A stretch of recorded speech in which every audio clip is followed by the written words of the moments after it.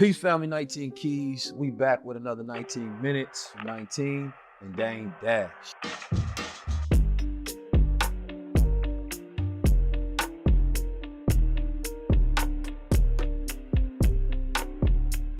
Wonder why the recidivism rate is so high. You don't wonder why. Right.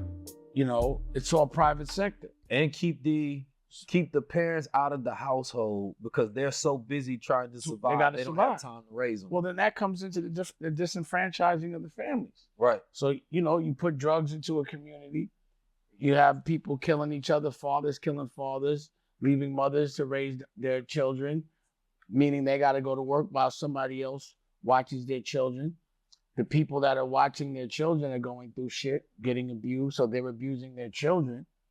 And it's a lot of our children being raised not by our parents or their parents, but by people that are actually traumatized. And the streets become your parent and all the problems that come with it. And that's a program.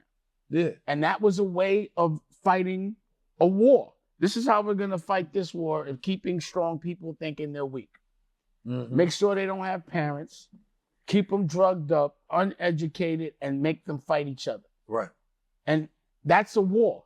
Yeah. That was a strategic war. That's a fact. Didn't have to throw a punch.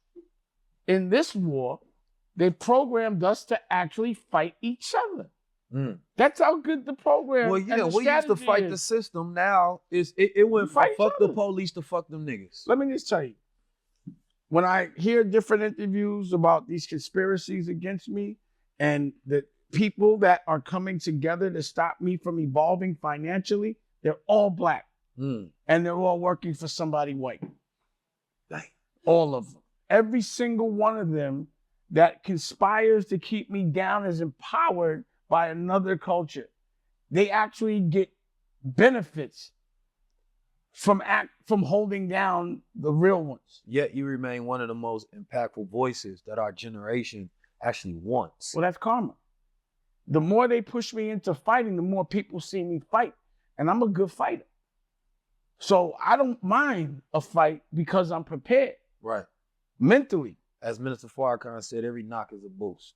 100%. They think they knocking you down, they actually lifting you up. Well, every time you can show someone how strong that you can get back up and win, it empowers other people to do so. So the fact is, they tried to make an example out of me. You independent, we put you out of business and you out of here, and you're gonna read about them or hear about them in some messed up unsung documentary. That ain't me. You could get all your crew, fight, and shut down all the roads that were created in that way, and I'm gonna create my own. Right. Eloquently, my family won't be affected, and I'm still here. And it empowered people to know that they can still be here. It gave me more time with my family. It made me depend on independence. You know what I mean? So I was there the other way. That reminds me of, recently we talked about the baby going through, he was blackballed, where they wouldn't allow him to, tour, wouldn't allow him to get the media coverage that he was getting. Everybody was hands off, don't touch, and his strategy was, I'm going to continue to build through it. You know what I'm saying? That I'm not going to lay down. And a lot of people, when they faced with that adversity, it makes them fold because of the pressure, the stress, the anxiety. But they don't realize that there's always another way. So it's like mainstream media might not get you, but you can still shape your own narrative. You know what I mean? And if you allow them to shape your narrative, then you have to go with the effects of what their narrative is created for in the first place. But if you create a counter narrative, now you can go through independent outlets, get your voice heard. Now your narrative is combating the mainstream one. So now you can use that as your PR to push your movement back into the spotlight. Which is, independence is the right approach anyway. Yeah. So, yeah, for me, when you're in a position where people have to hire you, then yes, you have to worry about people hiring. So you have to be careful of what you say. But if you can have your own, if you're hiring you, then you can't fire you. Right. Because most of the things that you think people are bothered about, in the press, they're generally not. No, it's because the press tells them to. But corporate can't publicly co-sign something that is public perception. It's not correct. But generally, PR is just propaganda. It's manipulation. People are a lot more forgiving than you think of a mistake. and they forget. Because everybody is human, so they think about the time they made a mistake and wanted forgiveness. So anybody that makes a mistake, all you have to do is put a mirror up to the public and be like, haven't you made one too? And when you can get people to empathize with the fact that I was human and made a mistake, which is equal to the one that you've made, then it absolves you of your wrongdoing and allow them to say, I'll give you another chance. And if you turn your own lights on, no one can turn your lights off. That's a fact. And creating your own value is hiring yourself. You know what I mean? So like when you are valued, there's always value for you. So it's like, let's say somebody like him, it's like, I'm gonna put out these freestyles and I'm gonna prove I have value because I have a community. I'm gonna do my own show sells out. How wouldn't you want me on your bill? Right? So now all I have to do is keep strategizing, putting out my own PR campaign. Now I have all of those things that you can go to and say, you know what? We need to write him a check because it increases our bottom line. Right? It doesn't make sense that we continue to not work with this person. And so the power of the gatekeepers is no longer, the end all be all. Well, that's the thing. If you recognize someone as the gatekeeper, then they are the gatekeeper. I don't let you say nobody's gatekeeper. You gotta keep your own gatekeeper. I'm your gatekeeper. You're not my gatekeeper. Yeah. So again, you have to control the narrative, but what controlling the narrative comes the action. You can't just say you're a general. You can't just say you're a boss. You can't just say you have your own if you don't. Right. You have to have the infrastructure and be savvy enough to do things on your own and be able to generate without somebody hiring you. If you have a product, then it's for you to sell it yourself, even if it is yourself. Right. So again, I'm not going to wait for a promoter to hire me if a promoter and they're all going to say, okay, we can't because you made a mistake in public. Then I'm going to just start promoting my own shit. Right. And 9 times out of 10, we only letting someone else promote us because we don't feel like doing the work. But if we promote it ourselves, we get more of the money. We get the lion's share. Yeah. So independence comes with a hassle. Mm-hmm. And sometimes God wants you to be independent so bad that he puts you in a position where all that thing you're dependent on gets taken from you. Right. Whether you like it or not. Now, in that moment, you might not like it, but it's the best thing for you. It just means war. Now you got to work hard and fight to get where you got to go to get that W on your own. Right. And depending on people is no bueno. And that's what we as a culture were taught to do, to depend on them to take care of us. And to look at the workers as bosses. Every time you see a white woman adopting a black kid, that shit is news. When a white woman adopts a white kid, they don't say shit. Yeah. And you'll never see a black man or a black woman on TV or a picture. And their kids always look crazy. Adopting a white kid because they gotta always look like they saving them. Yeah. So even when I went to Africa, to Ghana, and there's orphanage, it's still a white woman that's running the orphanage in Africa. Yeah. So they still looking to them for help. But that's that savior complex, and that's why a lot of people don't take advantage of reality. That's a strategic war. We don't. That's why I say we look at the workers as bosses. Those people that you work with that do some PR for you, or they may do, some tour shit for you. Those are not the bosses. Those are people in the process that can be replaced. You as the talent, you can't be replaced. And that's just a mindset of saying that, wait a minute, I am the value. All I have to do is hire somebody to do your job, right? And this is why they keep people in low economic positions, so you can't replace the people that is perceived to be a boss. Well, they keep you so you can become your own. They keep you stupid.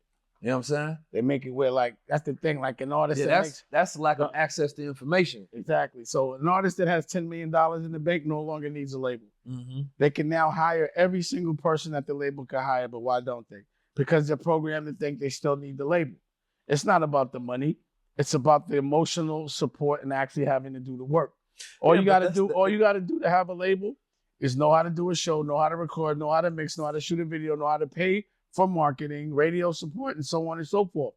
I can do that shit, and anyone can do that shit. Mm-hmm. But you're programmed to think that you can't. You're taught to think that it's harder than it is, and taught to think that you need them for validation.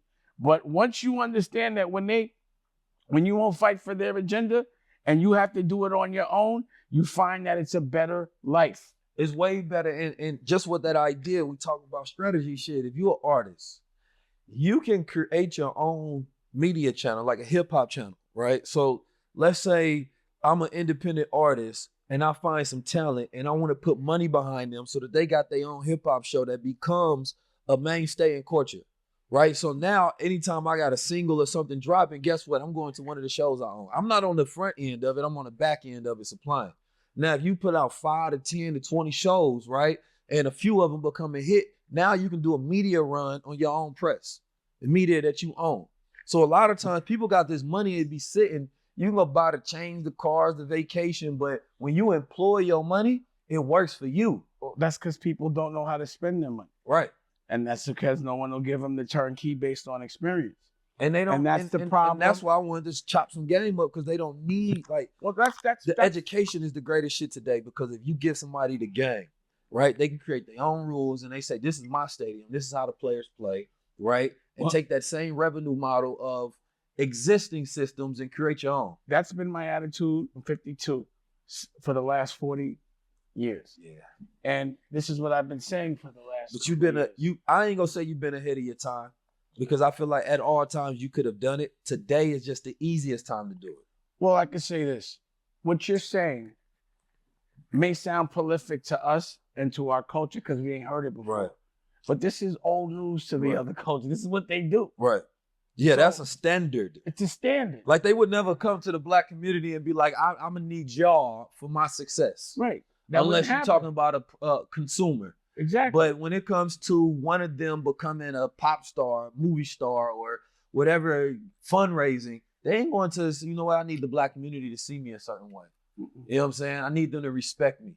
Right? Hell no. We don't have enough producing power, right? We have a consumership power, which is not power at all. But it is a power if you say, I'm not going to consume, right? And then you dictate the terms. Well, we spend the most money because we have the least amount of equity in, like, the things we own, like real estate. So we have to spend things that don't cost as much to pretend that we have things that we don't. Mm-hmm. Which is the reason for names and designers and this, that, and the third. You know, culturally and socially, everybody does it. But for us, the most economically oppressed, the only way we can showcase our wealth is to buy material things. And I'm only saying that to say that's why we are the biggest consumer. Yeah. Everything is like a bodega. Instead of going to a supermarket, we'll spend a little more to go to a bodega because you only buy one thing at a time instead of buying a big bag. That makes us a very feminine culture. It makes us very, very worried about what people think, which is very feminine. Yes. And because it makes us receivers instead of givers, right? The producer is giving, right? So everybody else creates a culture.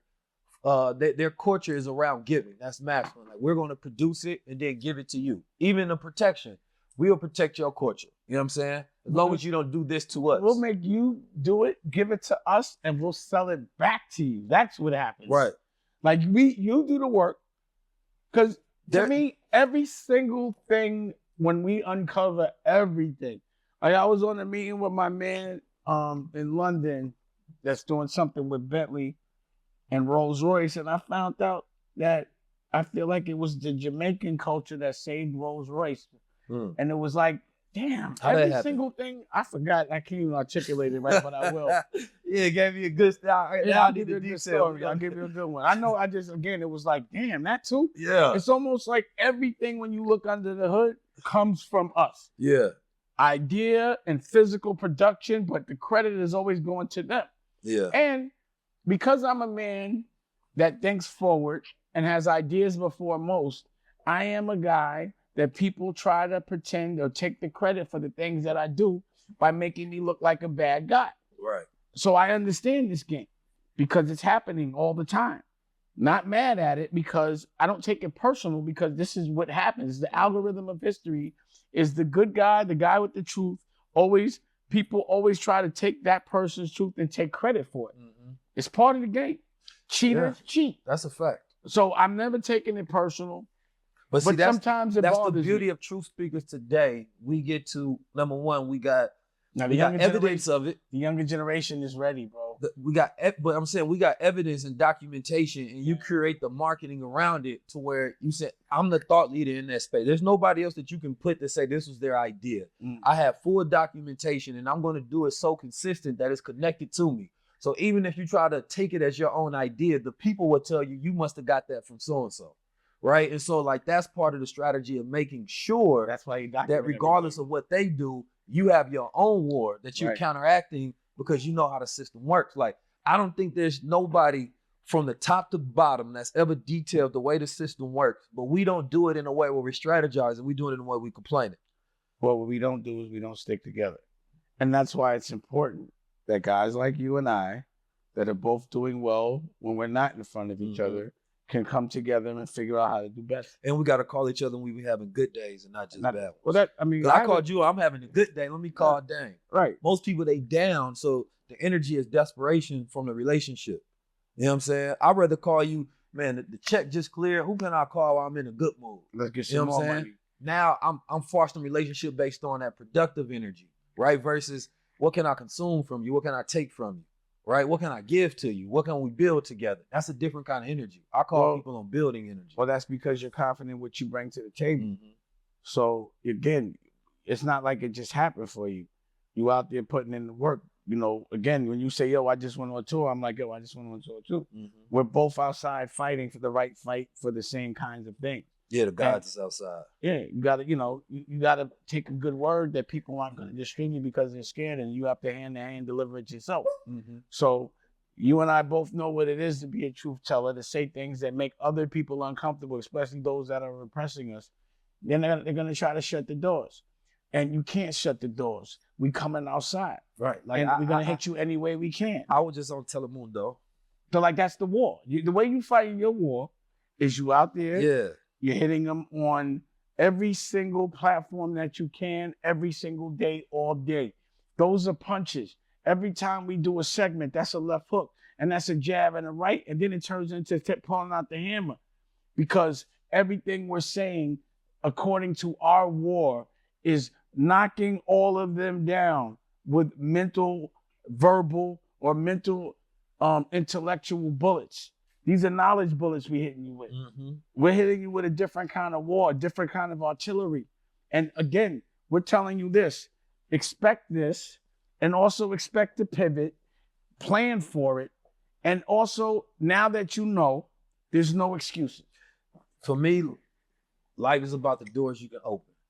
So somebody is always going to have a door shut for you. This media platform doesn't want you over here. Okay, which one does? That's the open door. And for you, it's always, do you get tired? Because it can be 30 doors that's closed in front of you that they won't allow you to have a key to open. Or do you keep going and finding the doors that you can't open? Whether you're opening for yourself, whether you're building your own door, or whether you're finding somebody who will welcome you in. And so for me, no matter what it is, I always find a strategy. Okay, that door is closed, but I know there's a door that's open, right? I haven't had major black media, but okay, what about the Latino media?